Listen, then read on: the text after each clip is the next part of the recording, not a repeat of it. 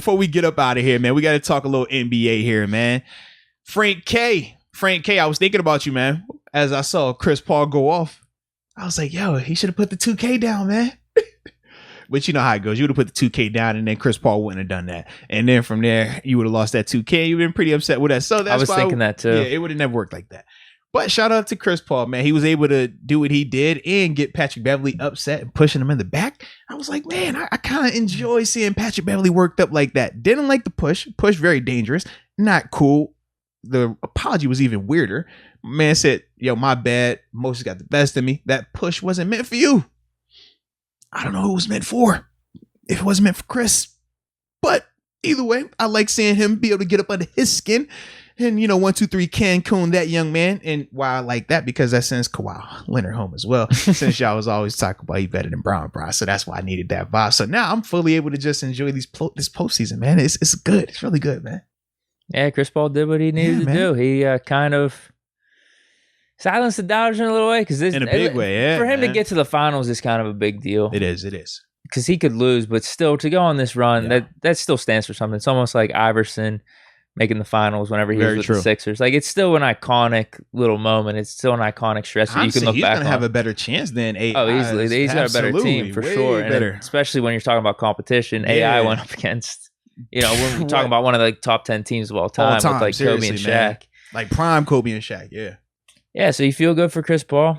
Suns, they were the better team. Like, whenever you look back on it, we talked about the Clippers. These dudes were stepping up. Like, Boogie Cousins randomly had Marcus Morris having games. Reggie Jackson stepping up. Terrence Mann. These weren't things that you were expecting. The Suns, with the top 3 players that they had and the role players they had around them, you were just like, okay, these last couple games, though, are they going to choke this away? Mm-hmm. No, they didn't. They proved me wrong, because I thought the Clippers were going to end up winning, and I thought it would be too much for the Suns, too much pressure. No, they did what they had to do. Now they're in the finals. They handled their business, man. And MC, I agree with you. Pat Beverley is definitely one of those players you only like if he is on your team. Yes, indeed. But yeah, man, the point guard, man, Chris Paul, bro, he showed it, man. He stepped up. That was huge. I'm just hoping that we're gonna continue to get better Devin Booker. I want him to be able to really be himself in this finals as well. Like, I think that could be significant, because otherwise you might run into that issue where, kind of like with Steph Curry, remember how early on with his postseason stuff like that, like the knock was he can't perform when it becomes bigger like that. And just seeing how his performance was in the Western Conference Finals, it wasn't his best. Now, we know, granted, he had the broken nose. We know he was dealing with the mask. And obviously Patrick Beverley was being able to irritate him some, right? But I still want to see a lot more from him in the finals. Oh, man. That's actually a good question. If they win, who could be like the MVP? Yeah. It's probably going to be Paul. Like, it's got to be Paul, bro. The way it's looking right now, it looks like Paul.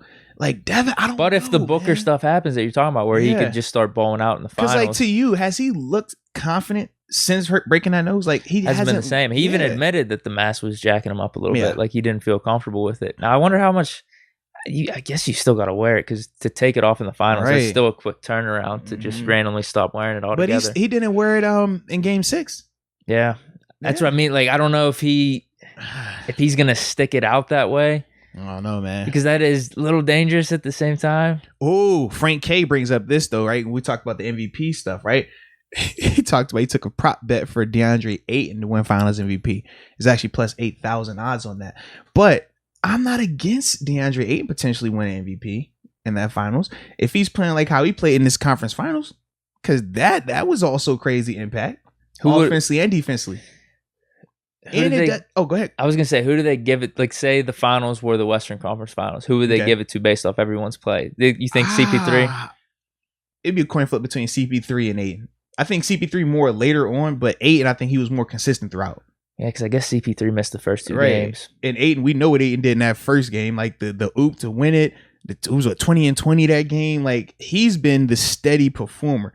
But CP3 recency bias, obviously, he has and like the this storyline. I think would be a big thing for him. But you got to remember, CP3 didn't play well when he first came back either. No, he had literally this last game was the game he went crazy in, because we talked about that was one of our reasons why we were still a little nervous about telling Frank K to take the bet or not take the bet. We was like, well, We don't know what CP3 are. We going to get like the really good aggressive CP3, and we said that he looked better when he was hurt versus now he wasn't looking the same. So I probably would have said Aiden. Oh, okay. Because D Book definitely wasn't in that conversation for the Western Conference Finals. I just wonder with Ayton, like I think he would just have to go off so much throughout the whole finals. Like it's one of those things with the NFL. If it's close, they're gonna give it to the quarterback. That's what I'm thinking with the finals, just with the storyline and Chris Paul. Like if it's close, I think they're just gonna give it to CP3. Yeah, I don't know. Ayton was a monster on the unless CP3 completely just flops. That's what I mean. Either Booker or Ayton's got to completely go off. Yeah. We'll see. Well, and I don't know if this is accurate, but Nicholas, he said that during the Western Conference Finals, Ayton averaged 18 and 14. So, yeah. Compared to what CP3, Devin Booker, like it was nobody else that was doing it that consistently. Yeah, for sure. Yeah, for sure. But man, what you looking like? What was it looking like in this East, man? What was looking like over there, bro? Because that's the one for me. I'm just like, is Giannis going to be back? Is Trey going to be back?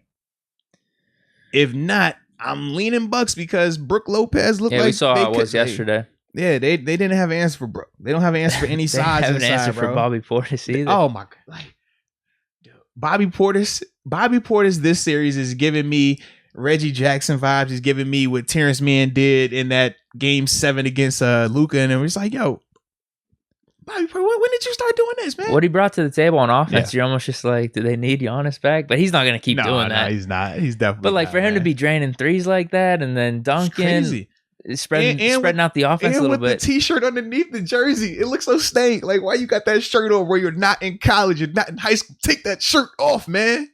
But yeah, he got it done versus him, bro.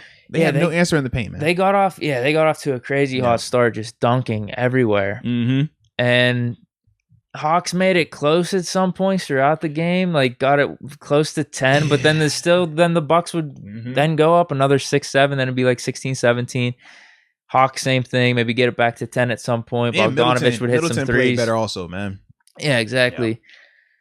Yeah. And the Bucks just pretty much outplayed them the whole game. It was the opposite of the game that they were missing Trey out. I'm getting my games fixed up. That was game 4. Yeah, the last one was game 5. Yeah, it was the completely opposite of what the Bucks were bringing to the table. Like they were energetic. They basically ran the table from the start. Okay, so who you have then this weekend? Yeah, it's probably gonna be Bucks. It's gonna depend. Yeah, it's gonna depend on Trey Young, Giannis. But if it sits as it is right now, I'm thinking Bucks. I'm still gonna go Bucks regardless of Trey or Giannis being back because I don't think either of those guys are gonna be 100% healthy when they come back. And I think kind of what we saw with Chris Paul when he missed that time when he came back, it throws off the rhythm. It throws off how they're playing right now. You look at both of these teams, ball movement, right? The ball is fluid. It's not getting to one person and stopping, what typically happens when it's with Giannis or if Trey is out there. You don't get a lot of the step back threes as much as you get with when Trey is available.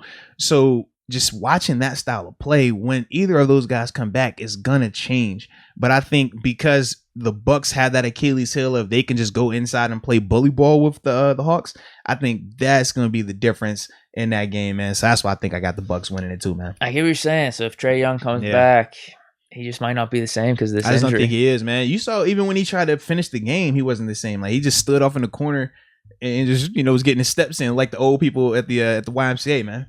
Yeah, it'd be different if they had like a KD on their team and Trey was the second guy, kind of how Harden came back for the Nets because as much as he wasn't Harden, it still helped a little bit. Absolutely, it helped. Yeah. They ended up winning that one game. Where what did he go? He was at like 5 points or something. 0 for 9 or 10 from the 3. Yeah. But him being out there, you gotta respect. It's like, it's still Harden. He can shoot. He might not be able to do all that, but he can still shoot though. Yeah, that might be tough for Trey with him coming back if he's the main guy with that injury. Yeah, so I'm going Bucks too. Yeah, so Bucks it is then, man.